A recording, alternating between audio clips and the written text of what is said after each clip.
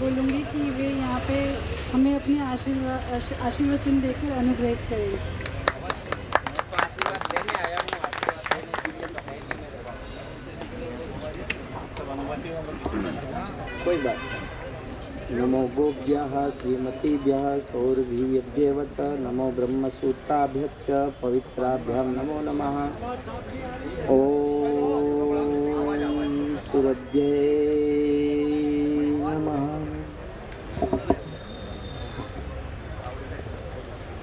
सबसे पहले मैं धन्यवाद और अभिनंदन करता हूँ वैशाली दीदी का, और आप सब भी उन्हीं के आभारी है, क्योंकि उन्होंने इतना ज़बरदस्ती दबाव बनाया कि मेरा ट्रेन आगे का कैंसिल किया। कहाँ का? करेली का, हाँ जबलपुर वाला, और यहाँ का कर दिया फटाफट। एक दिन में सारा कंप्लीट करके बैनर बना के भेज दिया, और अब तो आना ही पड़ेगा, है ना।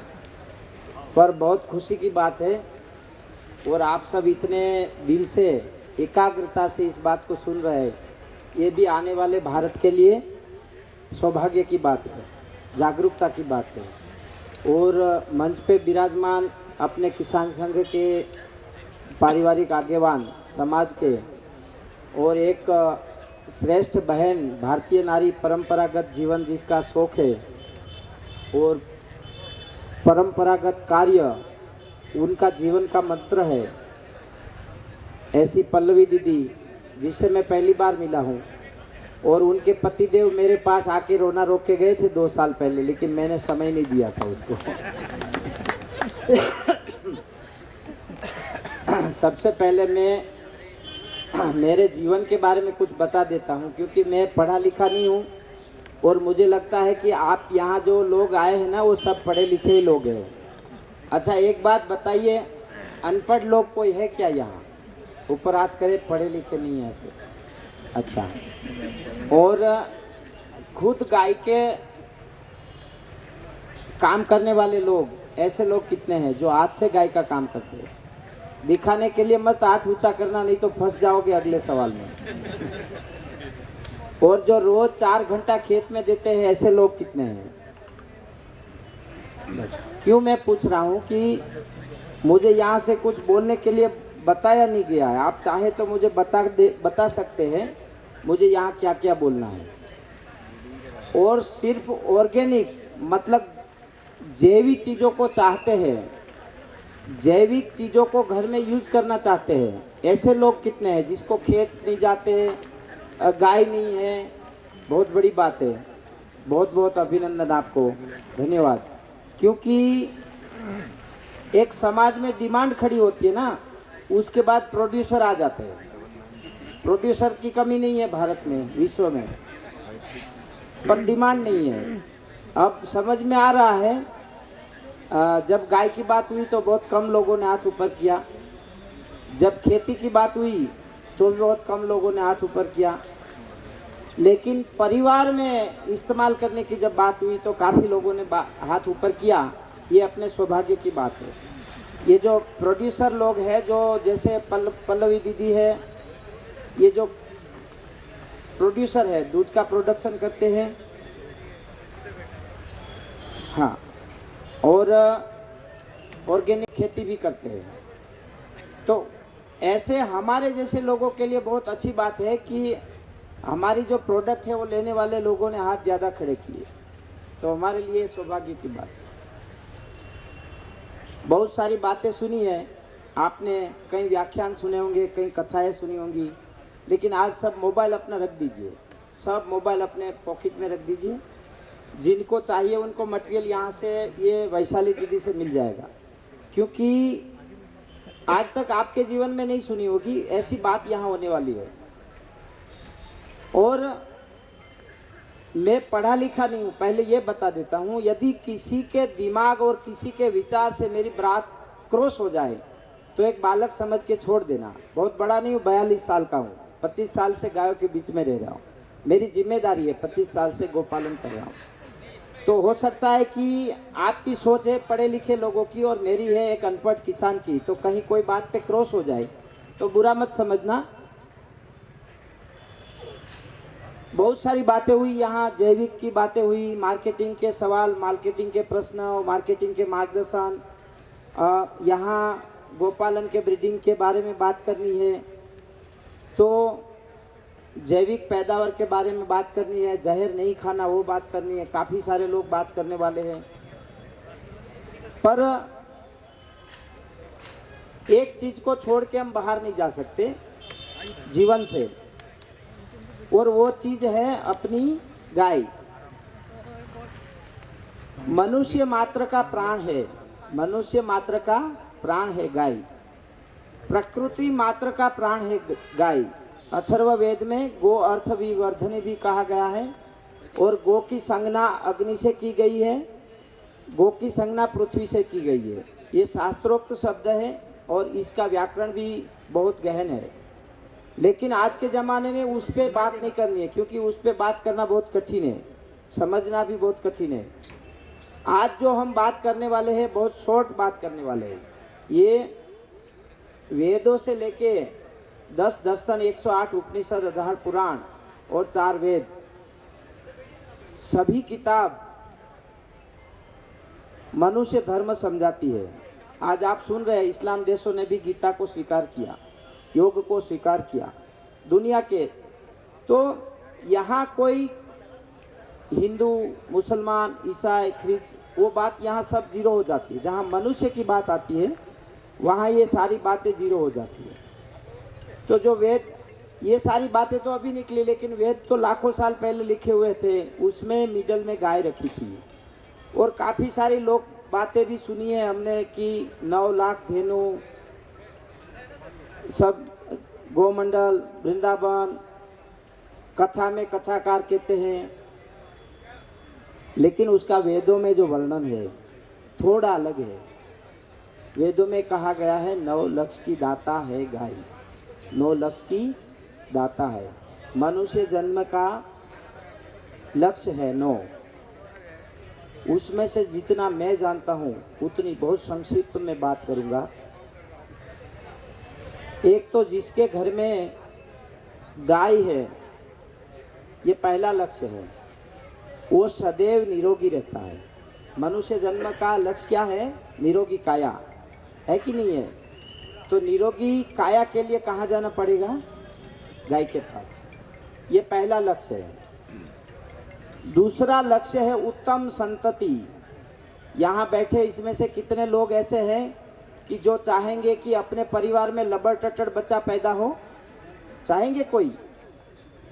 सबके मन की कामना होती है कि प्राणवान, तेजस्वी, सुंदर, कर्मनिष्ठ, पवित्र और बलवान संतान की प्राप्ति हो। तो वो कौन दे सकता है? एक ही चीज दे सकती है, वो गाय। तो मनुष्य जन्म का लक्ष्य है दूसरा, उत्तम संतति। उत्तम संतति भी गाय से ही मिलती है। उत्तम अर्थ, वेदों ने कहा है कि किसी को मार के पैसा नहीं कमाना। ब्रह्मांड के किसी सूक्ष्म से सूक्ष्म जीव को मारकर नहीं पैसा कमाना। पैसा कमाना सिर्फ पवित्रता से। तो पवित्रता का पैसा कहाँ से मिलेगा? जैविक कृषि, प्राकृतिक आहार, प्राकृतिक व्यवस्था में रह के जो कमाई की जाती है उसी से इनकम हो सकती है। तो दूसरा जीवन का लक्ष्य, तीसरा है अर्थ। अर्थ कौन दे सकता है?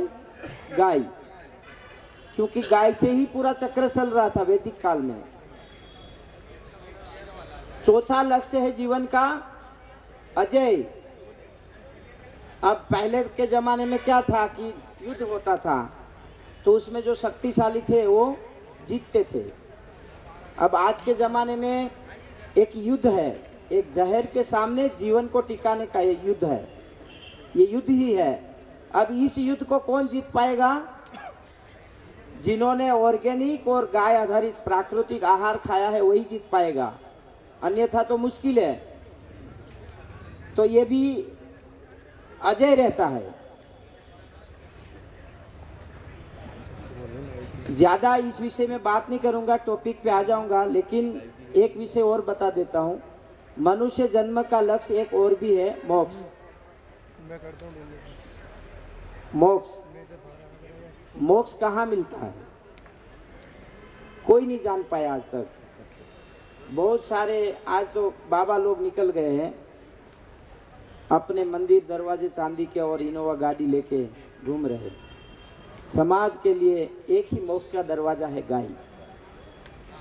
कृष्ण भगवान ने समझाया है, भीष्म पितामह ने अनुशासन पर्व के महाभारत के अनुशासन पर्व में समझाया है कि जो इंसान जीवन पर्याप्त गाय के साथ रहता है ना, उसके जाने अनजाने में भी मोक्ष हो जाता है। इसके प्रमाण है शास्त्रों में। और दूसरा लक्ष्य शरीर की कसरत, व्यायाम, गोपालन। दूध कितने लोग निकालते हैं? अपने हाथ से निकालते हैं। हाँ, तो किस तरीके से निकालते हैं? हाँ, तो दूध निकालते वक्त दूध निकालने का सही तरीका है, आपने आगे के पैर जो है ना, उसके पंजे पे शरीर आ जाना चाहिए और यहाँ से ताकत होगी। तो जो दूध निकालने का सही तरीका जो इंसान जानता है, वो जीवन में कभी बीमार नहीं पड़ेगा, क्योंकि वो दुनिया की ऐसी एक्सरसाइज है, ना तो योगा में है, ना तो कोई शास्त्रों में है, ना तो कहीं कोई लिखापट्टी में है। ये प्रैक्टिकल में एक ही है, वो अनपढ़ एक्सरसाइज है, उसका कहीं वर्णन नहीं है। तो इसमें से हमें जो प्राप्त हुआ है, ये मैंने जो लक्ष्य बताए, उसमें से हमें जो प्राप्त हुआ है वो मैं बताना चाहता हूँ।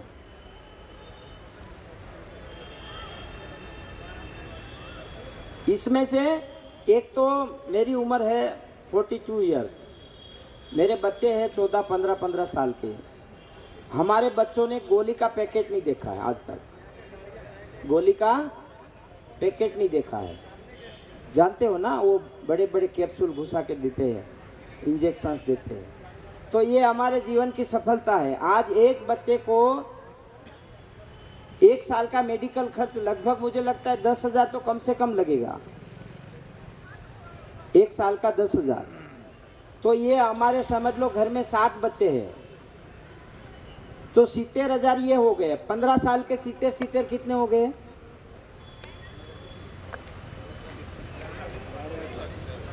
7-8 लाख रुपया हो गया, 10.5 लाख हो गए। तो ये मेरी इनकम ही हुई ना। यदि गाय नहीं होती तो मैं दूसरी चीज खाता और इनकम अच्छे से करता और इस पैसे से फिर ट्रीटमेंट करता। हो गया ना, एक ये हो गया। और दूसरा, हमारा खेत जो है, हमारे पास पहले खेत था, फिर खेत बेच दिया कर्जे के कारण। अभी गौ माता के आशीर्वाद से 1 साल में 35 लाख की प्याज होगी, तो फिर खेत ले लिया। अभी हमारे पास फिर से खेत है। ये सब 15 साल का घटनाक्रम है। एक बार 0 पे आ गए गाय रखते रखते, क्योंकि हमारे पास ज्ञान नहीं था। गोबर गोमूत्र हम फेंक देते थे, केमिकल से खेती करते थे। अब जमीन बिक गई, मकान बिक गया, गहना बिक गया, सब कुछ, मतलब रोड पे आ गए, गांव छोड़ दिया, शहर में गए। तो एक जैन लोगों की जमीन किराए पे रखी, उस समय एक गाय थी। गाय तो हमारे पास 500 साल से है, लिखा हुआ है। भाट आते ना, भाट जानते हो? भाट, हाँ, बारोट बोलते गुजराती में उसको। उसके पास लिखा हुआ है, लेकिन कभी बढ़ती थी, कभी कम हो जाती थी। तो अभी हमारी हर महीने की 7 लाख की सेलिंग है online with tax. Online with tax 10 साल से हम लोग वेबसाइट चला रहे हैं और 16 लड़के हमारे स्टाफ में काम कर रहे हैं। 1,94,000 उन लड़कों की सैलरी है हर महीने की। तो ये मैं गर्व करने के लिए नहीं बता रहा हूँ, पर यह भी एक इनकम हुई। और देश के, दुनिया के लोग, मतलब अभी अभी ब्राज़ील से लोग आए थे कि आप वैदिक तरीके से जो गोपालन करते हैं वो हमें देखना है। तो उसकी वीडियो है, आप देख सकते हैं यूट्यूब में। वो भी काफ़ी खुश होके गए कि ये तो अद्भुत है कि आप बिना खर्चे से कैसे गोपालन कर सकते हो।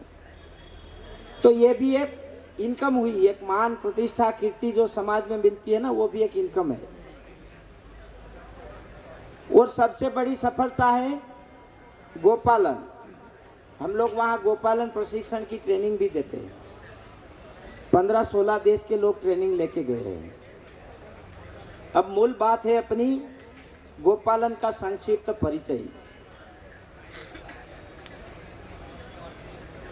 देश में बहुत तरीके से गोपालन हो रहा है, बहुत समय से हो रहा है, लेकिन ये अंग्रेजी पद्धति मुगल साम्राज्यों के बाद जो परिवर्तन आया, अपनी जो पारंपरिक व्यवस्था टूट गई, उसके बाद सबसे पहले गोपालन नीचे गिरा, मतलब कार्य में नीचे गया। अब जितने लोग गाय रखते हैं उनसे मेरा एक सवाल है कि आप दूध खाते हो ना, तो आप गाय को 1 किलो लहसुन के पत्ते खिला दो, लहसुन के पत्ते खिला दो, शाम को लहसुन के पत्ते खिला दो, तो सुबह दूध में स्मेल आएगी लहसुन की या नहीं आएगी? पक्का। इसका कारण क्या? गाय की पाचन क्रिया जो है, गाय के अंदर आपने क्या डाला? लहसुन के पत्ते। तो यहाँ मेरा कहने का मतलब ये है कि गाय को आप जो देते हो वही आपको प्राप्त होगा। गोबर में भी स्मेल आएगी, गोमूत्र में भी स्मेल आएगी, दूध में भी स्मेल आएगी, दही में भी स्मेल आएगी, घी में भी स्मेल आएगी। तो गाय को आप यदि औषधि देते हो, जीवंती, शतावरी, अश्वगंधा, ये सब चीज देते हो, हल्दी, हिमेज, तो उसका प्रभाव दूध में आएगा कि नहीं आएगा? नीम के पत्ते, पहले के ज़माने में गाय घूमती थी, विचरण करती थी, तो अपनी रिक्वायरमेंट के अनुसार वो पेड़ पौधे के पत्ते खाती थी, शरीर की रिक्वायरमेंट के अनुसार। और वेदों में तो ये भी बताया गया है कि जो मालिक बीमार होता है, उनकी गाय उस मालिक की बीमारी के अनुरूप खाना खाते आती थी, इसीलिए अपने आप घर में ठीक हो जाते थे लोग। पर अभी वो बात पे नहीं जाना है, क्योंकि वो बात बहुत गहरी है, आपके समझ में शायद न आए। तो यहाँ कहने का मतलब है कि गाय को सीजन के अनुरूप औषधीय रूप में खाना देना है, क्योंकि हमें उनको जीवन का आधार बनाना है, हमें उससे अर्थ उत्पादन करना है। जो पिंजरा पोल में या तो सिर्फ जीवदया का काम चलता है, जिसको समाज से कोई लेना देना नहीं है, उसके लिए अलग बात है, उसको दबाव नहीं कर सकते, क्योंकि वो तो बेचारे समाज से मुश्किल से पैसे ले करके, फंड ले करके उसका जीवन निर्वाह करवा रहे गाय को, क्योंकि रोड पे कचरा ना खाना पड़े इसीलिए। लेकिन यदि हम लोग उससे प्रोडक्शन लेना चाहते हैं, तो 4-5 पॉइंट यूनिक है। एक तो उसका आहार, गाय का आहार, गाय की रहने की व्यवस्था, गाय का संवर्धन और पंचगव्य का उपयोग। ये 5 चीज यदि हम नहीं जानते हैं तो गोपालन कभी सस्टेनेबल नहीं होगा, गाय से कभी उत्पादन नहीं होगा, क्योंकि आज पूरी जो साइकिल है, थी और है, उस सब की व्यवस्था में पहले गाय थी। आज सिर्फ दूध की ही बात की जाती है, और उसमें भी एक भूत आया है A2 प्रोटीन का। ये इसमें कभी मत जाइए, क्योंकि मैं इसमें बहुत सारे साइंटिस्टों से लड़ रहा हूँ, अभी बहुत सारी बातें चल रही है, विज्ञान के साथ पेश करेंगे हम इस बात को, अभी बोलना इस बात का बेकार है। लेकिन दोस्तों, गाय के गोमूत्र में 5600 एलिमेंट्स है। कितने हैं? 5600। उसका रिपोर्ट आपको गूगल में मिलेगा। डॉक्टर बालू गोलकिया, जूनागढ़ कृषि यूनिवर्सिटी गुजरात, आप करेंगे गोमूत्र के रिसर्च तो आ जाएंगे। और दूध के अंदर 5100 एलिमेंट्स है, 5100। उसकी भी रिपोर्ट आपको माइनर न्यूट्रिशन टेस्टिंग के साथ मिल जाएगी। तो यहाँ जो बात हो रही है ना, A2 प्रोटीन, तो दोस्तों A2 प्रोटीन HF में भी है, HF के मिल्क में भी A2 प्रोटीन है, पर वो गाय की जगह नहीं रह सकती। A2 प्रोटीन ऊँटनी में भी है, ऊँटनी तो जानते हो ना आप, उसमें भी है। A2 प्रोटीन घेंटे में भी है, A2 भैंस में भी है, A2 प्रोटीन जो है वो एक प्रकार का षड्यंत्र है और उनका प्रचार इसीलिए हो रहा है कि उनके देश में वो है, उनके देश में वो है। पर हमें तो देसी गाय का पकड़ना है, A2 वाली बात नहीं करना है। देसी गाय का, जिसके ऊपर हम्प हो, माँ बाप सब देसी हो, अच्छे से रख रखाव हो रहा हो। तो ये एक दूध प्रोडक्शन एक माइनर पार्ट है गाय का, उससे 10 गुना ज़्यादा क्या देती है तो आप देख सकते हैं। उससे ज़्यादा इनकम उसके गोबर गोमूत्र में है, क्योंकि हम लोग जो अभी 20 एकड़ का 12-14 साल से गोबर गोमूत्र से कर रहे हैं, यदि आज के दिन में 20 एकड़ का केमिकल से फार्मिंग करेंगे तो मुझे लगता है कम से कम 8 से 9 लाख का केमिकल लगेगा, कम से कम 8 से 9 लाख का, एक साल का पूरा सब केमिकल आ गए। अब समझ लो हमारे पास गाय है तो उसमें हम केमिकल नहीं लगाते, तो मेरी गाय 8-9 लाख का खाना नहीं खा जाती, तो हमारी खेती फ्री हो गई। यदि गोपालन करना है तो ये एक मुद्दा, जैविक कृषि को साथ जोड़ना ही पड़ेगा, अन्यथा मुश्किल है, संभव ही नहीं है। जिस बात पे शास्त्र मना करते हैं ना वो असंभव है, और मैं उसके ऊपर आंख बंद करके भरोसा करता हूँ। ऐसे डेंजर प्रयोग भी करता हूँ गायों के साथ। तो एक तो हिसाब आया जैविक खेती का, दूसरा हिसाब आपको क्या करना है हेल्थ का। 10 लोगों का फैमिली है तो साल का मेडिकल खर्च क्या है उसको भी जोड़ना है। दूध घी खाते हैं उसको भी जोड़ना है, घर में खाते हैं, हमारे घर में रोज 10-12 लीटर दूध यूज होता है, सब्जी भी घी में बनती है। तो यदि हम बाहर से लेते तो ये कर सकते क्या, नहीं कर सकते, इतनी इनकम चाहिए फिर। तो एक ये भी हो गया। उसके बाद पंचगव्यों के उपयोग, यहाँ लिखा है मुझे गोपालन, तो गोपालन का मुद्दा है जितना आप गाय से अपेक्षा रखते हैं।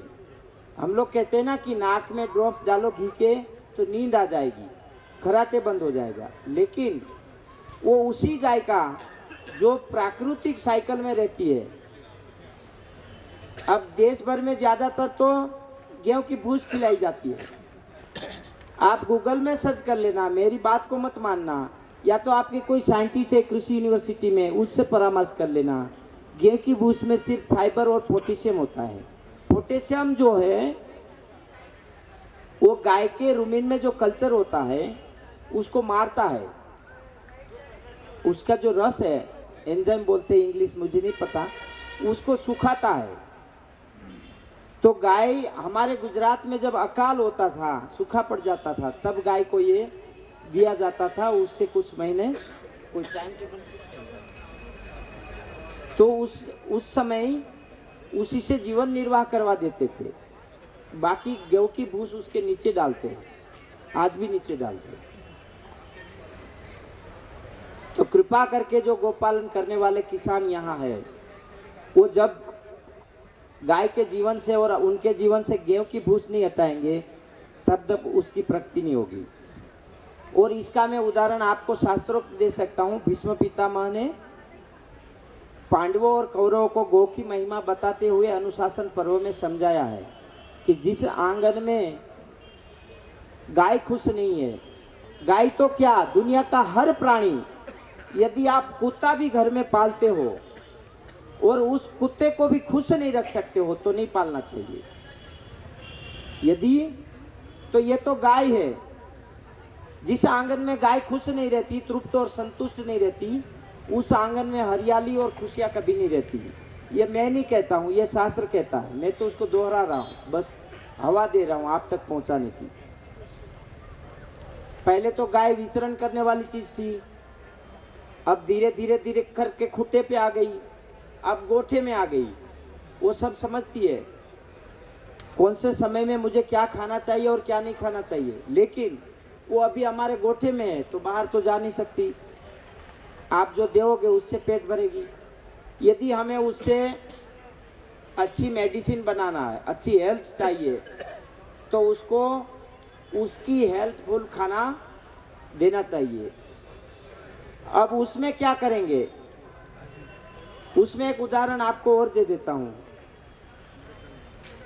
जैसे हम लोग खेत में, इसमें से किसानी कितने लोग करते हैं बताओ मुझे? बारिश में गेहूं होगा क्या खेत में? क्यों नहीं होगा?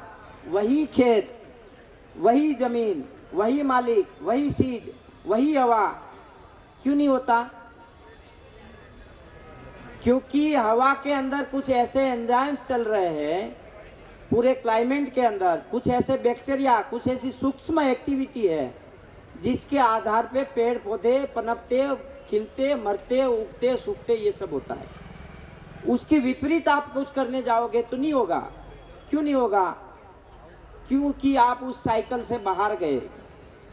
एक बात और बताता हूँ, ये जो लंबी सोच, जिसकी गहन सोच है उसको ही समझ में आएगी, बाकी के लोगों को ऊपर से जाएगा। हमारे दादा दादी हमें ठंड में ही उड़द के लड्डू क्यों खिलाती थी? ठंड में अपना एंजाइम रस, जो पाचन रस एकदम मजबूत होता है, उसके अंदर कुछ भी डालो वो पिघाल देगा। यदि आपने बारिश में एक उड़द का लड्डू खा लिया ना, तो 4 दिन तक पेट खराब रहेगा, 5 दिन तक। क्यों? प्रकृति की साइकिल के हिसाब से हमारे पेट में, हमारे स्टमक में एंजाइम्स बन रहे हैं और वो पचाने का काम कर रहा है। उसकी साइकिल नेचुरल है, वो कोई केमिकल से नहीं चलता। लेकिन केमिकल से चलता है, पर वो केमिकल शरीर का है, बाहर का नहीं। अब वही बात गाय में लागू होती है। अब मैंने एक बार वीडियो में बोल दिया था कि गाय को गाजर खिलाना सर्वश्रेष्ठ है, तो कई लोग कोल्ड स्टोरेज से लाके खिलाने लगे, तो वो भी नुकसानकारक है। सीजन के अनुरूप ठंड में आप चने की भूस खिलाओ, गाजर खिलाओ, सूखी ज्वार की कुट्टी खिलाओ, गवार को जानते हैं ना, जो गम गवार आते हैं, वो गम गवार का जो भूस है ना, दाना लेने के बाद, वो भी काफ़ी गर्म होता है, उसमें फॉस्फोरस होता है। चने का जो है ना, चने को तो जानते हो ना, चने की कटाई हो जाती है, उसके बाद जो भूसी बचती है, उसके अंदर सोडा बाइकार्बोनेट होता है और क्षार होता है, क्षारीय तत्व होता है। तो वो स्टमक की, उसकी गाय के जठर की एकदम क्लियरिटी करेगा, आंत की सफाई करेगा, गाय को भूख बढ़ाएगा और गाय के शरीर में जो क्षार की जो कमी है वो पूरी करेगा। तो उस गाय को हमें सोडा बाइकार्बोनेट नहीं देना पड़ेगा। अभी जो मैं बोल रहा हूँ ना, रोज 25 ग्राम सोडा बाइकार्बोनेट दो, लेकिन वो उनके लिए जरूरी है जो लोग वन टाइप सिस्टम चलाते हैं, जिनकी गाय को सीजन में नहीं मिलता है। ठीक उसी प्रकार दिवाली के बाद हम गाजर लगाते हैं, तो दिवाली के बाद ही क्यों लगता है, बारिश में क्यों नहीं लगता? क्योंकि सूक्ष्म एक्टिविटी जो है प्रकृति की, उस प्रकार से वो बनते हैं। और जब सीजन में जो चीज़ बनती है ना, वो प्राणी मात्र के खाने के लिए, उस सीजन के लिए ही है। जैसे मैंने बताया, आप उड़द के लड्डू बारिश में खा लो तो क्या होगा? पेट खराब होगा। ठीक उसी प्रकार आप गाय को बारिश में गाजर दे दोगे तो लूज मोशन हो जाएगा। ये करके देखा है हमने, सारा अनुभव बोल रहा हूं मैं आपके साथ। तो लूज मोशन हो जाएगा। तो सीजन के अनुसार यदि आपको गाय की भी हेल्थ बढ़ानी है, और गोपालन का विषय जो है वो बहुत लंबा विषय है। अभी मैं 25 साल से काम कर रहा हूँ, तो मेरी कैपेसिटी 150 गौ माता की हुई है। मेरे कैपेसिटी 150 गौ माता की हुई है। और हमारे पास हम लोगों ने ब्रीड डेवलपमेंट का काम किया, साथ में वो भी करना है। गोपालन में यदि आप ब्रीड डेवलपमेंट नहीं कर सकते हो तो भी पॉसिबल नहीं है, क्योंकि मैंने तो ऐसी गाय लाई थे जो बाजार से कचरा खाने वाली, लेकिन एक हमारी नज़र थी, हमारी सोच थी, हमारा अनुभव था वंश परंपरागत कि इस प्रकार से फिजिकली बॉडी है गाय का, तो इसमें 100% दिन का 25 लीटर 22 लीटर 30 लीटर दूध वाला बच्चा हम पैदा कर सकते हैं। तो उस प्रकार से हमने ऐसी गाय, एक एक गाय के पेट से 250 किलो कागज निकाले, उसको फिर से रिस्टार्ट किया, प्रेग्नेंट किया, अभी उसमें से बच्चे हुए हैं। उसमें से कुछ बच्चे हमारे 28 लीटर दूध दे रहे हैं, कुछ 20 दे रहे हैं, कुछ 18 दे रहे हैं, कुछ 25 तक 24,200 गवर्नमेंट रिकॉर्ड में भी है, कुछ 30 तक गई है। हिरल नाम की गाय है, दिन का 30 लीटर। तो कहने का मतलब है, यहाँ पे यदि आपको डेवलपमेंट में जाना है, लॉन्ग बिजनेस है ये, यदि आपको गोपालन करना है, डेयरी बिजनेस करना है, तो आप सोचेंगे कि मैं करता रहूँगा, मेरा बेटा इंजीनियर बन जाएगा, फिर वो इंजीनियर का काम करेगा, फिर उसको ये नहीं करना, फिर उसको गोपालन नहीं करना। सर ये उसको 28 लीटर वाली बात करी है आपने दूध की, ये कौन से नस्ल की बात है? गिर गाय की। तो ये इनके साथ खेती को जोड़ना, ये हो गई ब्रीड डेवलपमेंट की बात। अब इसमें कई लोग मेरे पास फोन आते हैं, कई लोग सीखने आते हैं, तो वो बेचारे अनपढ़ होते हैं गाय के बारे में, बाकी तो बहुत पढ़े लिखे होते हैं, IAS ऑफिसर होते हैं, ब्रिगेडियर, मेजर, ऐसे सब लोग आते हैं, बैंक मैनेजर, CA। सबसे ज़्यादा सीखने के लिए मेरे पास CA आते हैं, सबसे ज़्यादा। हर बेंच में 10 से 15 CA होते हैं, और उनके दिमाग में ये भूत घुसा हुआ होता है। अब उनको ये भी नहीं पता होता कि एक गाय डिलीवरी होने के बाद दूध देती है। उनके दिमाग में तो ये होता है कि गाय दिन का 30 लीटर देती है, हम दिल्ली में 150 रुपये बेचेंगे तो रोज के 4,500 हो गए, एक साल के कितने हो गए? 1.25 करोड़ का दूध हो गया, फिर कोई काम ही नहीं करना है। फिर उनको जब पूछते हैं ना कि आपको आपके घर में बहू है, वो बोले हाँ, तो वो कभी फ़ोन करती है, वो बोले हाँ, वो तो हर 2 घंटा फ़ोन करती है। तो उनका नाम क्या है? वो बोले रिंकू। तो जिस रिंकू का फ़ोन हर घंटे आता है ना, उसके लिए गोपालन नहीं हो सकता, क्योंकि यहाँ तो एक एक सप्ताह घरवाली का कसम से फ़ोन नहीं आता, गायों के बीच में सोते हैं, तब गोपालन होता है। तो इतनी भाइयों वीडियो देख देख के गोपालन नहीं होता, उसके लिए खून रेड़ना पड़ता है। और मैं तो कहता हूँ दुनिया का कोई भी बिजनेस करो आप, इतनी शानदार तरीके से करो कि दुनिया आपके कदमों में हो।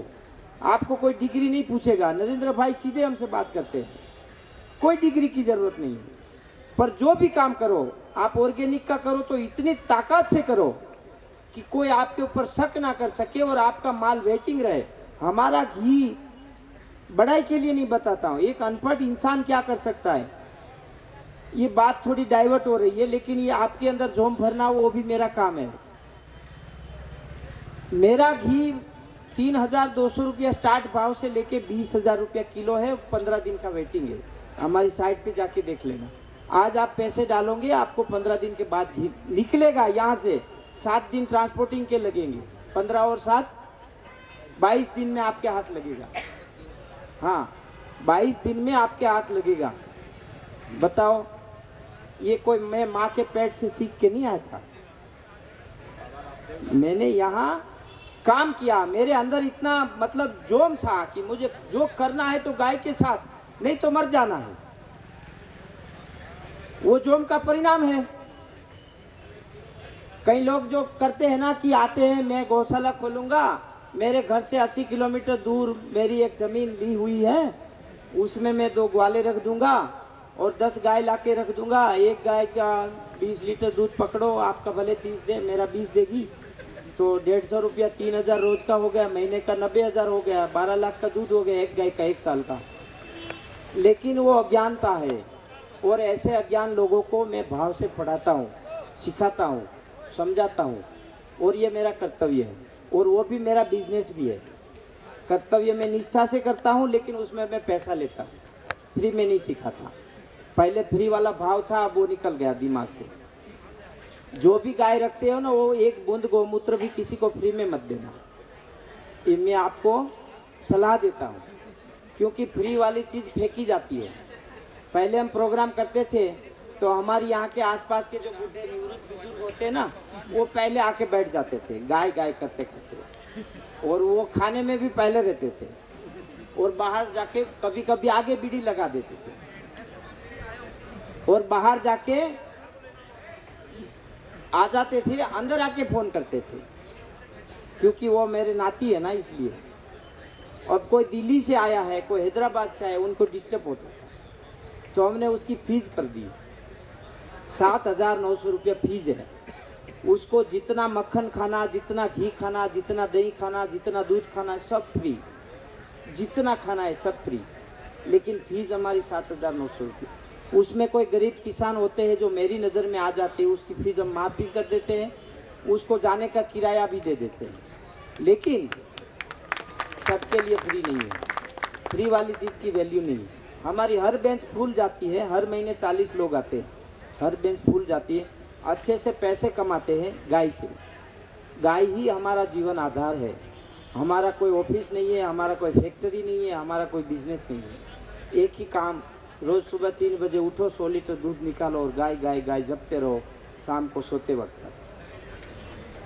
1.5 करोड़ व्यूवर्स है हमारे 1.5 करोड़ व्यूवर्स है।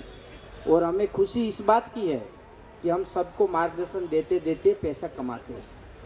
तो पैसा हमेशा सात्विक चीज़ से ही कमाया जाता है। अब पंचगव्य का घर में उपयोग, सबके पास कागज और किताब है क्या? पेन किताब है, सब रेडी कर लीजिए। जिनके पास नहीं है वो ले सकते हैं, और बाकी के लोगों को यहाँ से रिकॉर्डिंग मिल जाएगा। लेकिन कसम से इस बात को 100 लोगों तक शेयर करना। यदि सच्चे राष्ट्रभक्त हो, भारतीय वंश के आप जो संतान हो भारत माता की, तो अब से जो बोली जाएगी वो बात 100 लोगों तक पहुँचाना। हम सब लोग दूध को जानते हैं, दूध को नहीं जानते ऐसे लोग कोई है क्या? सबसे पहले दूध की बात कर लेते हैं। दूध क्या है? उष्ण है, तीक्ष्ण है, कटु है, मृदु है, वायु है। दूध का मूल स्वरूप जल है। जब दूध आप ज़्यादा पीते हो ना तो कफ बढ़ता है, कफ। जो आयुर्वेद के कोई निष्णात हो तो वो समझ जाएंगे इस बात को। दूध शरीर किससे चलता है? प्रकृति का मात्र शरीर, किसी का भी शरीर 75% जल से चलता है। तो जल का प्रभाव शरीर में बढ़ जाता है तो कफ बनता है। क्या बनता है? दूध को यदि कच्चा और अलग तरीके से लिया जाए तो वायु बढ़ाता है। दूध जो है उसको लेने के तरीके 1000 प्रकार के हैं, सक्सेस तरीके। ओरल भी लिया जाता है और फिजिकली भी, पर उसका ज्ञान होना चाहिए। दुर्भाग्य की बात यह है कि हमारे घर में लड़की होती है ना, वो कॉलेज करती है लेकिन उसको खाना बनाना नहीं आता। यदि इस बात पे हमारा ध्यान नहीं रहा ना, तो लड़की जो है ना वो जननी है। क्या है वो? पूरे ब्रह्मांड की जननी है। लड़की है वो, संतति का मूल है। ब्रह्मा जी ने भी इस पे शोध किया था, लेकिन औरत के बिना सर्जन अधूरा है, इम्पॉसिबल, संभव ही नहीं है। तो हमारी बहनों और लड़कियों को इस बात का पता होना चाहिए कि अपने किचन में 49 प्रकार के औषध है जो आपको 10 मिनट में आराम देते हैं। अभी उनके ऊपर कोई सिखाया ही नहीं जाता। इंग्लिश पढ़ो, इंग्लिश पढ़ो, इंग्लिश पढ़ो, फिर टेटे पे चलेंगे, लेकिन इंग्लिश पढ़ो बस। ये भूत सवार हो गया है हमारे ऊपर। क्या हो गया है? भूत। और इस भूत को भी हटाना पड़ेगा। इंग्लिश के हम दुश्मन नहीं है, मैं खुद इंग्लिश बोलता हूँ, मैं 5 भाषा बोलता हूँ, इंग्लिश का दुश्मन नहीं है। लेकिन जहाँ जरूरी है वहाँ, आप जिस देश में रह रहे हो, आप जिस संस्कृति में रह रहे हो, आप जिस परंपरा में रह रहे हो, आप जिस वातावरण में रह रहे हो, उस वातावरण का ज्ञान नहीं है, अकेला इंग्लिश का है, तो फिर समझ लो मरने का रास्ता तैयार है। आपको भगवान भी नहीं बचा सकता।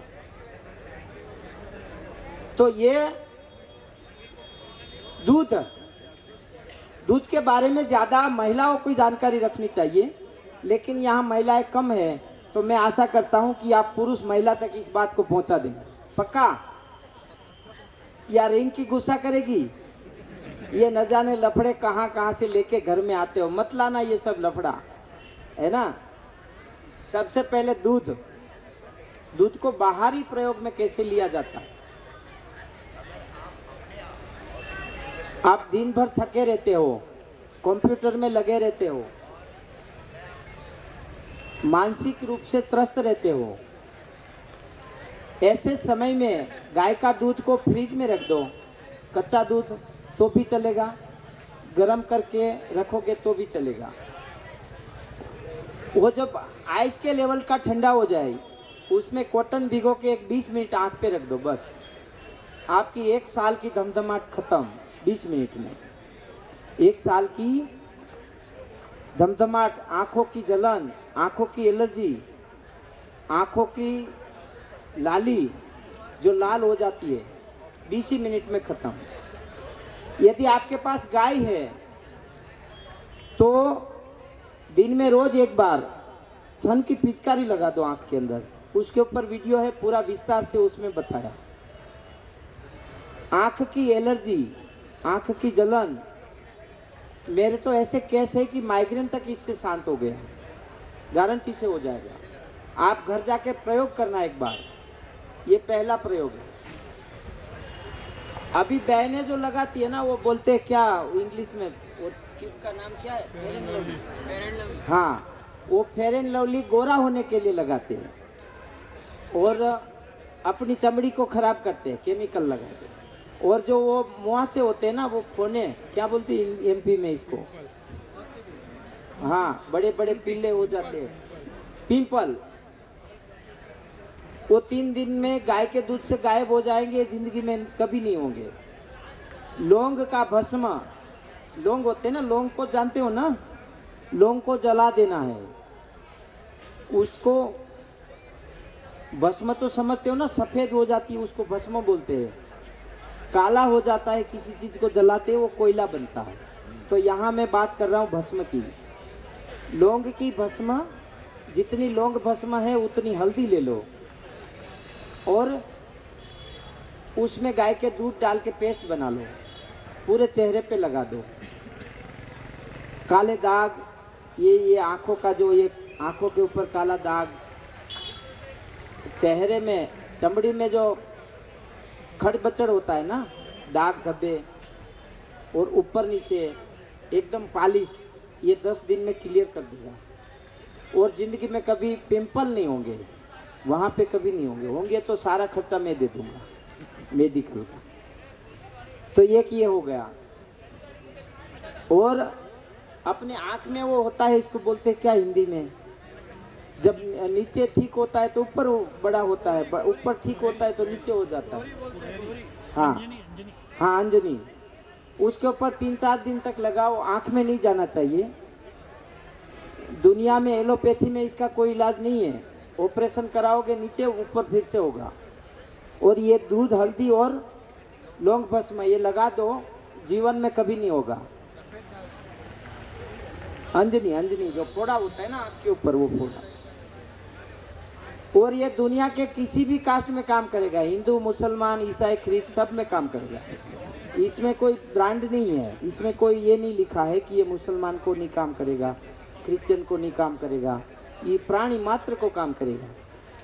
शरीर में कहीं फुन्नस है, वो फोड़ा हो जाता है ना, वो कफ बढ़ जाता है, पस बन जाता है, जो अपन चल नहीं सकते, गठान होती है बड़ी, इतना गड्ढा हो जाता है। अजवाइन के पत्ते इसमें डाल देना है, जो पेस्ट मैंने बताई आपको, उसमें अजवाइन के पत्ते डाल देना है। क्या डाल देना है? अजवाइन के पत्ते कूट के डाल देना, फिर वो पेस्ट लगाना। वो फोड़ा जीवन में वहाँ नहीं होगा, कभी नहीं होगा। तो लाखों करोड़ों लोगों में प्रयोग किया इसका। और जिसको इसमें बालों में डेंड्रफ होती है, बहुत समस्या है, बार बार हो जाती है, उसको शैम्पू बंद कर देना है। सफ़ेद मिट्टी, दूध और हल्दी से बाल धो देना, बस 10-12 मिनट लगा के रख दो, यदि रख सकते हो तो, और रगड़ के धो दो। सफ़ेद मिट्टी, हल्दी और दूध। यदि आपके पास कोई सुविधा नहीं है तो शहर पे रोज जो दुहाई के फैन होते हैं ना, दूध के फैन, हमारी दादी माँ खूब लगाती थी बच्चों के चेहरे पे। उससे गोरा बनाने की दवा दुनिया में कहीं नहीं है। इससे बड़ा गोरा दुनिया में कोई नहीं बना सकता। दूध और हल्दी से स्नान करो रगड़ के, इसमें गोबर भी मिला सकते हो। आपका चर्म रोग ऐसे ही शांत हो जाएगा। अंदर से जो पित्त बढ़ा हुआ है ना, आप ध्यान रखना, अंदर से बढ़ा हुआ पित्त बाहर शरीर में दूध लगाने से शांत हो जाता है।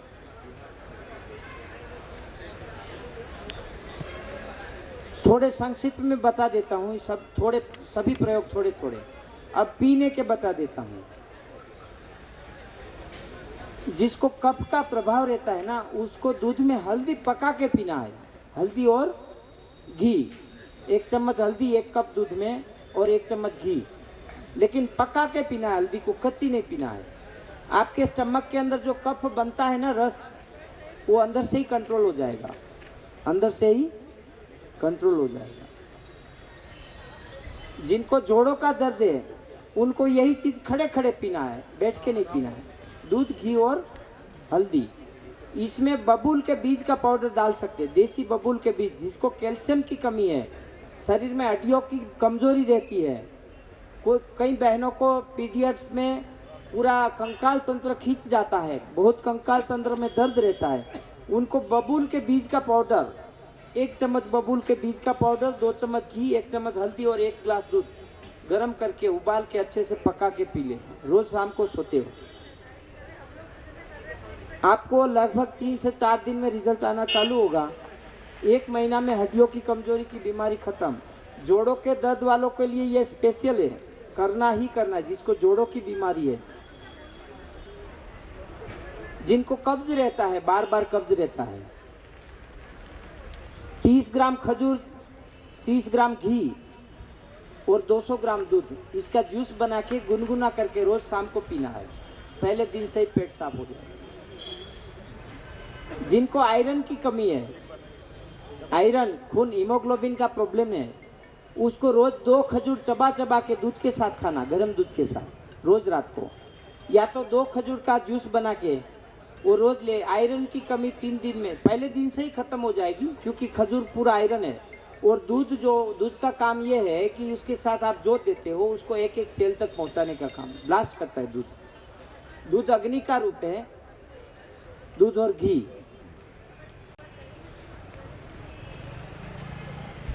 अब कई बार जो है शरीर में अग्नि बढ़ जाती है, तो शक्कर, इलायची और घी, इसको उबाल के दूध बना के पीने से शरीर की अग्नि शांत हो जाती है, एकदम शांत हो जाती है, बिल्कुल नॉर्मल।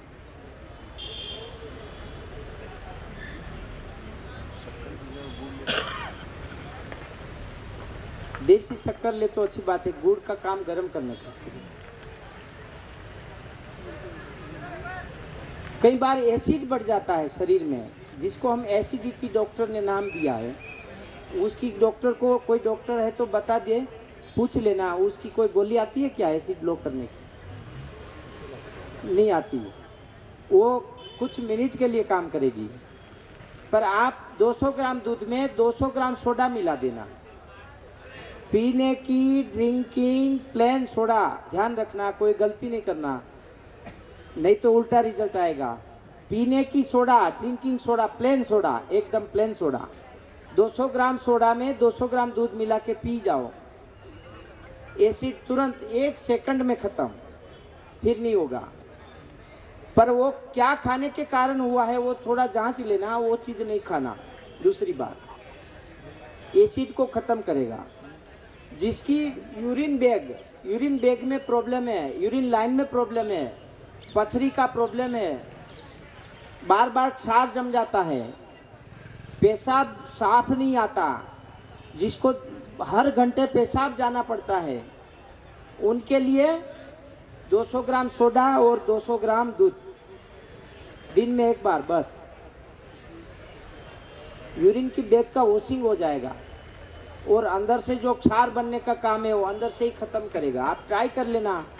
हमने तो कई गायों और बैलों का बंद रुका हुआ पेशाब इनसे चालू करवाया है, दूध और सोडा से चालू करवाया।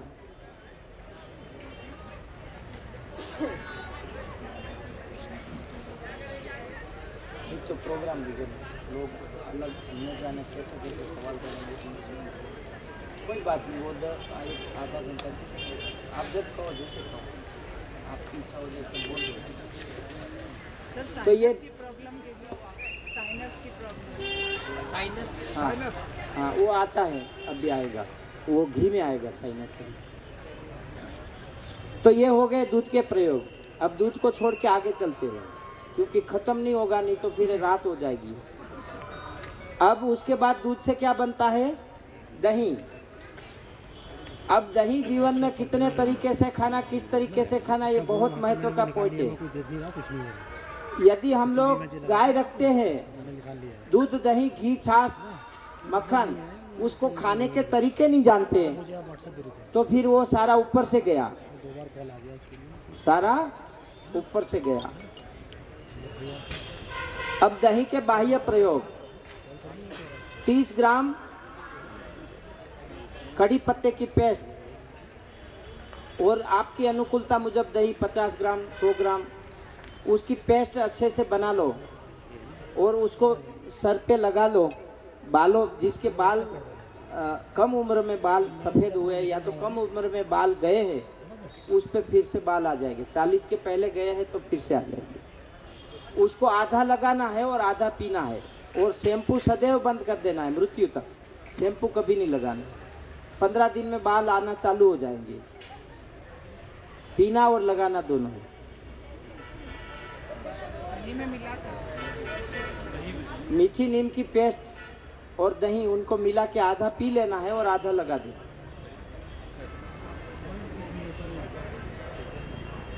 चले आगे। अब दही को खाया कैसे जाता है? दही में हल्दी लगा के आप स्नान करोगे तो अपने आप शरीर गोरा हो जाएगा, कोई दवाई लेने की जरूरत नहीं, अपने आप शरीर गोरा हो जाएगा। और शरीर के चर्मजन्य जो रोग है वो अपने आप नाश हो जाएंगे। दही, हल्दी और बेसन से आप सर को रगड़ के धोओगे, सप्ताह में एक बार। डेंड्रॉफ का तेल, डेंड्रॉफ का शैम्पू, डेंड्रॉफ की दवाई लेने की आवश्यकता नहीं रहेगी। सप्ताह में एक बार सिर्फ। रोज़ करते हो तो सौभाग्य की बात है, लेकिन सप्ताह में एक बार भी कर लिया आपने तो भी बहुत हो गया। अब दही को खाने के तरीके: कई लोगों को एलर्जी रहती है, खांसी रहती है, बार बार जुकाम रहता है, थोड़ी सी भी डस्टिंग आ जाए तो छींकें आने लगती है। तो रोज़ सुबह 1 कटोरी दही में 1 चम्मच हल्दी और सेंधा नमक पाउडर डाल के खा लेना। 10-12 दिन, 1 साल तक सर्दी नहीं होगी, 1 साल तक सर्दी नहीं होगी। ये अमृत तुल्य दवाई है। जिसकी याददाश्त डाउन है उसको 1 चम्मच शहद और 1 चम्मच दालचीनी का पाउडर 1 कटोरी दही में मिला के रोज़ खाना है। 15 दिन में असर आना चालू हो जाएगा, लेकिन शांति से, संयम से। उसके ऊपर लहसुन, प्याज, तीखा और तामड़ी खुराक नहीं खाना है। मसालेदार खाना सारा बंद करना है एकदम। जितना ज़्यादा खाओ उतना चावल और भात, क्या बोलते, खीर का खुराक ज़्यादा लेना है, सफ़ेद खुराक ज़्यादा लेना है उस समय। जिस समय आप 1 चम्मच, तो ये अमृत तुल्य खुराक है। और जब भी आपको कभी गर्मी लगी है, धूप में 47 डिग्री में चल दिए है, कोई प्रॉब्लम हो रही है, पेशाब में जलन हो रही है, पैर के तलों में जलन हो रही है, तो 2 चम्मच प्याज का रस दही में डाल के, सेंधा नमक और 2 चम्मच प्याज का रस डाल के पी लीजिए। 15 मिनट में शांत हो जाएगा। पेशाब की जलन, देखिए हमारे आयुर्वेद और माँ सुरभि के पास इतने प्रयोग हैं कि आप जलन पेशाब में हो रही है और दही में प्याज डाल के खा लो, जलन शांत हो जाएगी। ये हो गया दूसरा प्रयोग। जब भी आंतों की समस्या है तो मेथी के पत्ते, धनिया के पत्ते और दही, उसको मिला के 10 दिन खाओ, आंतों की समस्या शांत हो जाएगी। अल्सर तक आपको ज़रूरी है तो पहले वो ले लेते, नहीं तो मज़ा नहीं आएगा, आपको भी मज़ा नहीं आएगा, मेरे को भी मज़ा नहीं आएगा, क्योंकि ये तो लंबा चलने वाला है। आप आ जाइए, इधर आ जाइए, कोई दिक्कत नहीं, ये तो सब परिवार के ही लोग हैं। हाँ, क्योंकि मुझे डर लगता है कि आप मेरे सामने देखते हैं ना तो मेरा मन टूट जाता है, इसलिए मैं बोल रहा हूँ। तो हाँ, मेथी के पत्ते और हरे धनिया के पत्ते, कभी लूज मोशन हो जाता है जिसको मल बंधन नहीं होता, जब टॉयलेट अपन जाते हैं तो कंटिन्यू पतली टॉयलेट रोज रहती है, टॉयलेट के जो रास्ते वो प्रॉब्लम रहते हैं,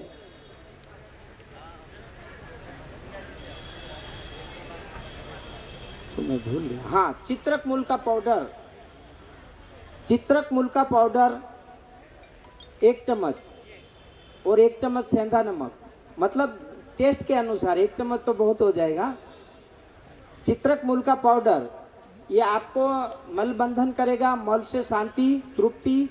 और हम लोग बोलने में शर्माते हैं, लेकिन टॉयलेट जाना जितना स्वच्छ नहीं है, जिसका स्वच्छ नहीं है ना, वो इंसान कभी स्वच्छ नहीं रह सकता, क्योंकि वो एक पीड़ा है, कैंसर से भी भयंकर पीड़ा है। जिसका पेट साफ नहीं आता ना, वो इंसान शांति से काम नहीं कर सकता। इसलिए ये बहुत प्रमुख है और बहुत शांत है, बहुत निर्दोष है। ये प्रयोग दुनिया का कोई भी इंसान कर सकता है, छोटे बच्चे से लेकर 100 साल का बूढ़ा तक कर सकता है।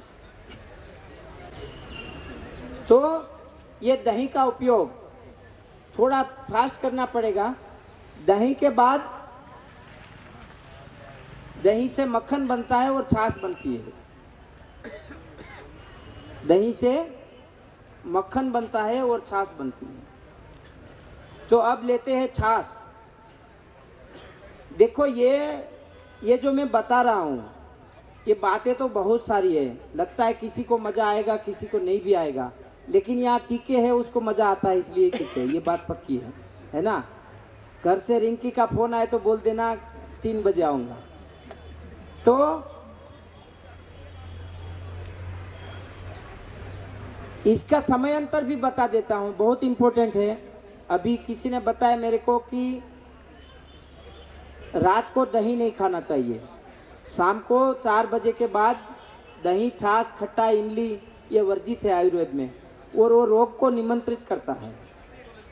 सुबह कभी दिन की हाजिरी में 5 साल से बड़ी उम्र के बच्चे को दूध नहीं खाना चाहिए। सुबह सूर्योदय के बाद 5 साल से बड़े इंसान को दूध नहीं खाना चाहिए, चाहे फिर किसी भी का हो, गाय का हो, भैंस का हो, घोड़े का हो, किसी भी का हो। और ये आप साइंटिस्टों से भी पूछ सकते हैं। 5 साल के उम्र के बाद जो स्टमक में दूध पचाने के एंजाइम्स बनते हैं वो नहीं बनते, बनना बंद हो जाते हैं।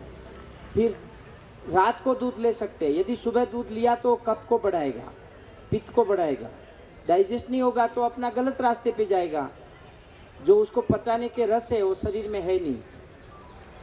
तो सुबह दही खाना है, दही और गुड़, दही गुड़ मक्खन ये सर्वश्रेष्ठ और शास्त्रोक्त खाना है। इससे तेज बढ़ता है, इंसान का ओज बढ़ता है और सदैव निरोगी रहता है। दोपहर को खाना खाने के बाद जितनी पी सके उतनी छाछ पीना है। यदि आप छाछ में सेंधा नमक, काली मिर्च और हल्दी या सौंठ डाल के पीते हैं तो वो और उष्ण करेगा और गर्म करेगा, अपने जठर को और तपाएगा, तपने का काम बढ़िया होगा। उसके बाद रात को दूध पीना है। यदि आप हार्ड वर्क नहीं करते हैं, आपका शरीर साथ देता है, आप सारी प्रक्रियाओं से संतुष्ट हैं, तो रात को सिर्फ दूध पीना है, रात का ज़्यादा खाना नहीं है। रात को एक खट्टी चीज़ नहीं खाई है तो दूध पी सकते हो, खट्टी चीज़ प्याज या ऐसा कुछ खाया है तो दूध पीना वर्जित है।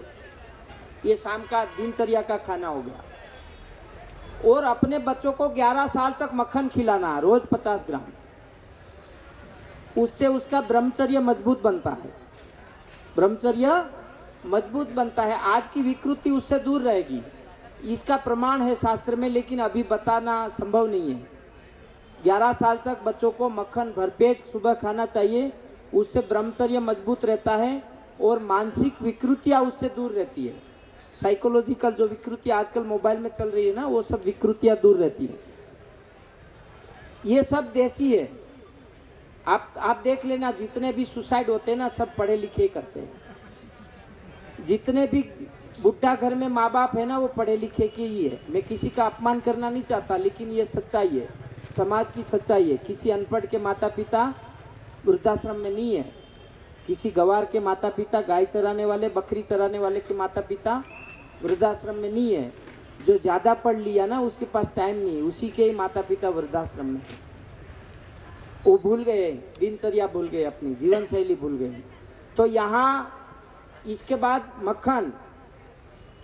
मक्खन संपूर्ण और संतुष्टि का आहार है। भगवान ने खूब खाया था, 11 साल तक मक्खन पे ही रहे थे। उसका मतलब ये है कि इंसान के लिए सर्वश्रेष्ठ खुराक है, लेकिन खाना सुबह है, शाम को नहीं। अब जिसको भूख कम लगती है, जिसकी पाचन प्रक्रिया डाउन हो गई है, उसको 2 चम्मच मक्खन में 1 चम्मच सौंठ पाउडर और 1 चम्मच देसी गुड़, उसको उबालना है कटोरी में। जब उससे सुगंध आने लगे तब उसको पी लेना है रोज़ सुबह। पहले दिन से ही भूख लगना चालू हो जाएगा, क्योंकि मक्खन जो बना है ना, वो लैक्टोबैसिलस बैक्टीरिया से बना है। तो उसके अंदर बहुत, यदि उसको आप ठंडी के साथ, जैसे गर्मी लग गई है, बहुत गर्मी लग गई, विकृति हो गई पूरे शरीर में, कोई दवाई कंट्रोल नहीं कर रही, तब आप 25 ग्राम मक्खन में 20 ग्राम मिश्री मिला के खा लो, तुरंत शांत हो जाएगी। उससे भी नहीं होती तो उससे एलची मिला दो, मिश्री, खांड और मक्खन। मक्खन का स्वभाव देखना आप, तुरंत गर्मी को शांत करेगा। गुड़ और सौंठ, अदरक के साथ मक्खन को खाओगे तो गर्मी बढ़ाएगा, पाचन रस को मजबूत करेगा, पाचन बढ़ाएगा। हड्डी टूटी है, हड्डी कमजोर है, हड्डी में मरोच है, हड्डी का ग्रोथ नहीं हो रहा है, तो मक्खन और हल्दी खाओ, तुरंत हड्डी बढ़ाएगा, हड्डियों को मजबूत करेगा। मक्खन में अस्थि श्रृंखला का रस 1 चम्मच हल्दी और उसमें गुड़ मिला सकते हो, मिश्री मिला सकते हो। हड्डियों की बीमारी में अस्थि श्रृंखला आप गूगल में सर्च कर लेना, यूट्यूब में सर्च कर लेना, आपको मिल जाएगा। एमपी में तो बहुत है अस्थि श्रृंखला, उसको हिंदी में हड़जोड़ बोलते हैं। कई बार नाभि खिसक जाती है, बार बार नाभि के आसपास में सूजन आ जाती है, आंत के ऊपर सूजन आ जाती है। ऐसे समय में मक्खन 2 चम्मच आप गर्म दूध में पीना, लेकिन ये बीमारी के लिए ही पीना है। बाकी दूध में मक्खन डालना वर्जित है, क्योंकि मक्खन के अंदर खट्टा है और दूध के अंदर उसके अपोजिट तत्व है, तो उन दोनों का कॉम्बिनेशन होना संभव नहीं है। जिसको बवासीर की समस्या है, कब्ज की समस्या है, बहुत भयंकर कब्ज रहती है, आंत साफ नहीं रहती, उसको रोज़ सुबह 1 मुट्ठी काले तिल, कुटे हुए काले तिल में गुड़ और मक्खन मिला के खा लेना। पहले दिन से पेट साफ आएगा, बवासीर का दर्द शांत होता जाएगा। बवासीर जिसको भयंकर है, बवासीर टॉयलेट में खून आती है, रात दिन चैन नहीं रहता, कोई दवा से कंट्रोल नहीं होता। कोकोनट, नारियल का भूसा जानते हो ना आप, नारियल के छोले, उसका पाउडर, उसको आप छाछ में मिला के भी पी सकते हो, वो भी दर्द खत्म करेगा। उसको दही में मिला के भी पी सकते हो, वो भी दर्द खत्म करेगा। उसको काले तिल और मक्खन और गुड़ के साथ भी खा सकते हो, उसमें भी दर्द कम करेगा। पहले दिन से ही रिजल्ट मिलेगा, आप ट्राई करके देख लेना। स्टार्टिंग होगा यदि बवासीर का तो बिल्कुल क्लियर हो जाएगा। और वो सुबह लेना है ये, और शाम को गर्म दूध की कटोरी मुंह पे रखना है, पीने लायक दूध गर्म, उसमें आधा नींबू निचोड़ देना है। नींबू खत्म हो जाए, पेट में चला जाना चाहिए, बवासीर क्लियर हो जाएगा। जिनके बड़े बड़े हैं वो निकलेंगे नहीं, लेकिन दर्द तो उसी दिन खत्म हो जाएगा, क्योंकि आजकल मीठा मसालेदार खाने की आदत के कारण बवासीर की समस्या ज़्यादा है। और जिसको बने हुए बवासीर बड़े बड़े हैं, हिमेज को जानते हो ना आप, हिमेज को कितने लोग जानते हैं? दुर्भाग्य की बात यह है, आयुर्वेद का राजा है हिमेज, मतलब हरितकी, संस्कृत में उसको हरितकी बोलते हैं। आमला, हरड़ अलग है, हरड़ अलग है, हाँ हिमेज। उसको भून देना है, गाय के घी में पूरा जला देना है, और बवासीर की जो जगह है ना वहाँ दबा के रख देना एक ही दिन। वो बवासीर बिना ऑपरेशन से नीचे आ जाएगा, बाहर आ जाएगा। अद्भुत प्रयोग है, चमत्कारिक प्रयोग है, आप ट्राई करके देख लीजिए। तो इमेज आप YouTube अभी लिख लीजिए, YouTube में सर्च करेंगे तो मिल जाएगी। वो हरडे वो भी अलग है। तो अभी बात क्या चल रही थी, मक्खन की। हाँ, उसके बाद छाछ। छाछ का हो गया क्या? अब घी का ही रह गया ना।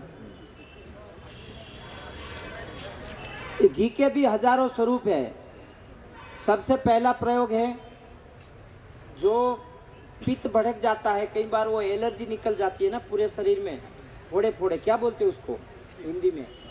शीत पीत, क्या बोलते हैं हिंदी में? हाँ, पित्त उछलना।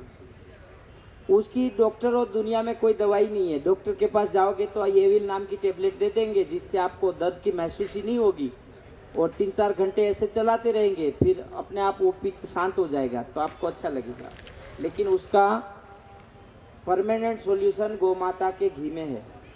1 चम्मच घी, 1 चम्मच काली मिर्च और 1 चम्मच बिना केमिकल की शुगर, मतलब खांड या मिश्री, उन तीनों को मिला के खा लो।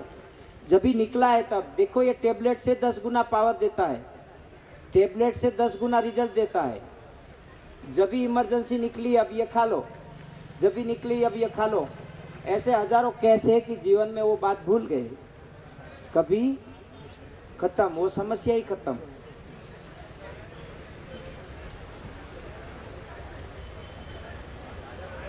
कई बार जो मैंने बताया, यूरिन में जलन, पेशाब में जलन, आंखों में जलन, हाथ पैर के तलों में जलन, तो जैविक शुद्ध खाना खाने वाली गाय का घी 1 बूंद नाभि में डाल देना। पेशाब की जलन नाभि में घी डालने से शांत हो जाती है।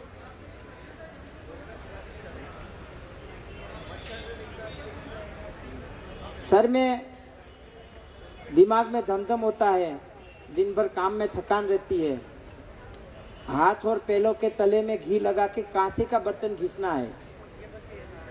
दादा दादी करते, शायद आपको कई लोगों को पता भी होगा। बर्तन काला हो जाए तब तक करना है, बर्तन काला हो जाए इतना करना है।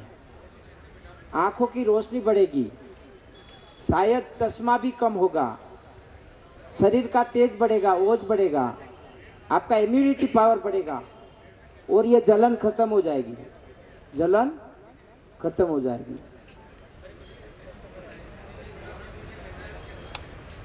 पंचगव्य घी, जिनके खराटे हैं, अष्टांग हृदयम का वर्णन है, ये जो गले के ऊपर के 1000 रोग है वो नाक में डालने, साइनस का कोई पूछ रहा था ना अभी, हाँ, दोनों नाक में 1-1 बूंद और 1 बूंद नाभि में। आप पहले दिन से ही महसूस करेंगे, मन भर के नींद आएगी। जिनको बिजनेस का टेंशन है वो भी डाल सकते हैं, जिनकी आपस में घरवाली से लड़ाई होती है ना वो भी डाल सकते हैं, क्योंकि खराटे बंद हो जाएंगे, फिर लड़ाई खत्म हो जाएगी। बड़े प्यार से सुबह का नाश्ता देगी, एकदम मक्खन लगा के। तो जिसको माइग्रेन है, साइनस है, जिसको रीढ़ की हड्डी का दर्द है, पीछे से कमजोरी है, आप मानोगे नहीं, कमर के दर्द में नाक में घी डालोगे उसका परिणाम मिलेगा। कमर की कमजोरी, उसमें भी नाक में घी डाला हुआ, उसका परिणाम मिलेगा। उसके बाद साल में 1 बार घी से स्नान करना है, देसी गाय के घी से साल में 1 बार। उसका भी वर्णन है महाभारत में। आप अजय बनोगे, हड्डियों से मजबूत बनोगे, सारी कमजोरियां दूर होगी, और जो अपने बंद छिद्र है ना वो खुल जाएंगे, शरीर की एक्टिविटी बढ़ जाएगी, शरीर को ऑक्सीजन ज़्यादा मिलेगा। इसको कौन से मौसम में करें? पानखर की ऋतु, मतलब अप्रैल के आसपास, नवसर्जन का महीना है। उसके बाद थोड़े मेडिसिन घी के बारे में बता देता हूँ। स्नान कैसे करना है?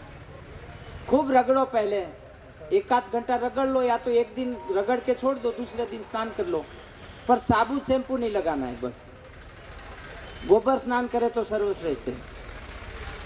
मेडिसिनल घी के बारे में, जैसे एक वाग्भट संहिता का वर्तमान प्रयोग है ज्योतिषमती घृत, वो बनाने के लिए वैद्यराज का मार्गदर्शन लेना जरूरी है, वो विधि नहीं बताता हूँ।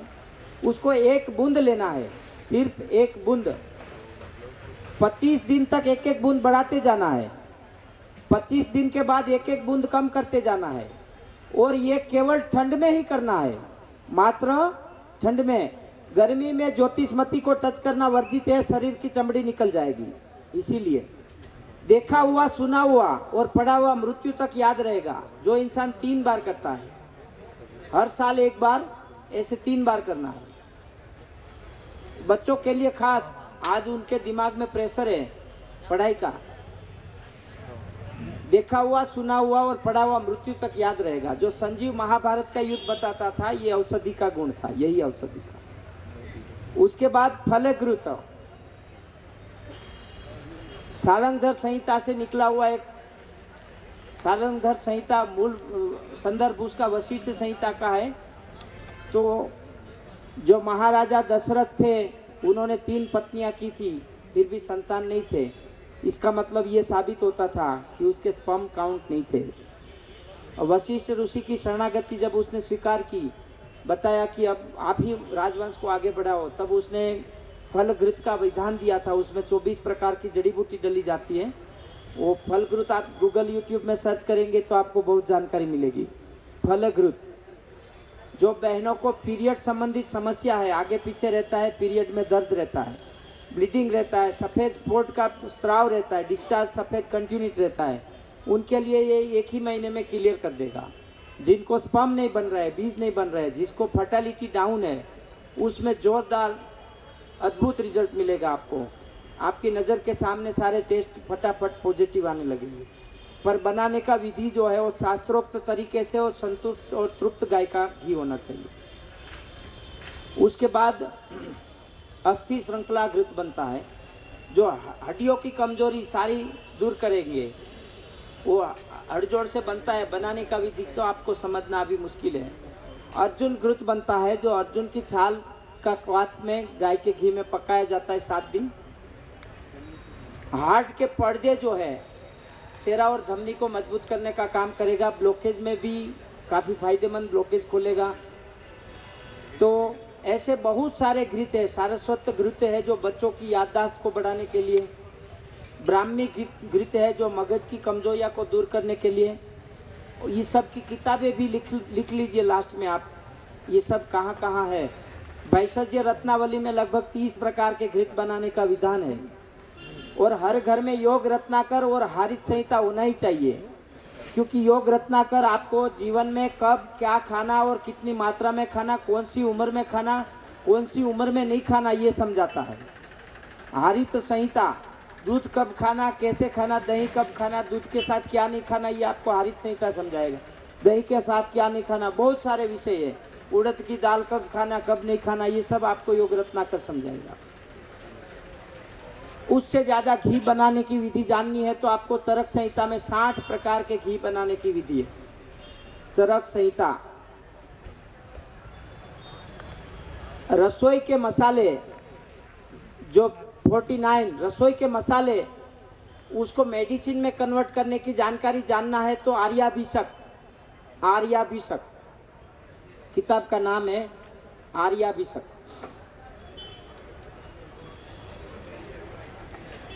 कृषि की जानकारी अच्छे से चाहते हैं तो कृषि पराशर, कृषि पराशर किताब का नाम है। काश्यप संहिता। वनस्पति की कृषि करना चाहते हैं तो वृक्षायुर्वेद, वृक्षायुर्वेद।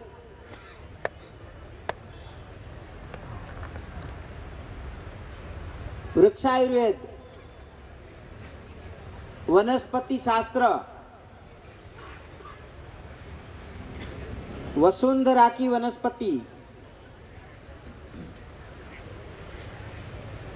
वनस्पति रसायन,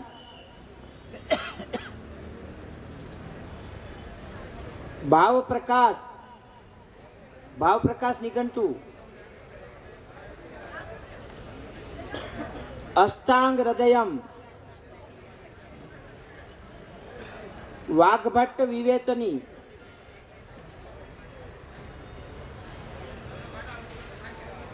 वैसज्य सिद्ध कल्प रसायन, वैसज्य सिद्ध कल्प रसायन,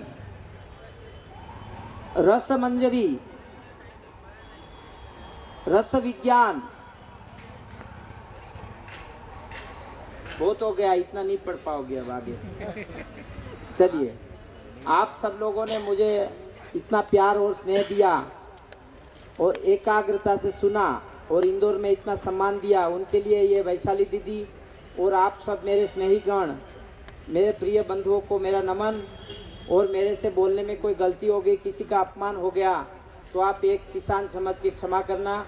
जय हिंद, जय भारत माता, जय गौ माता।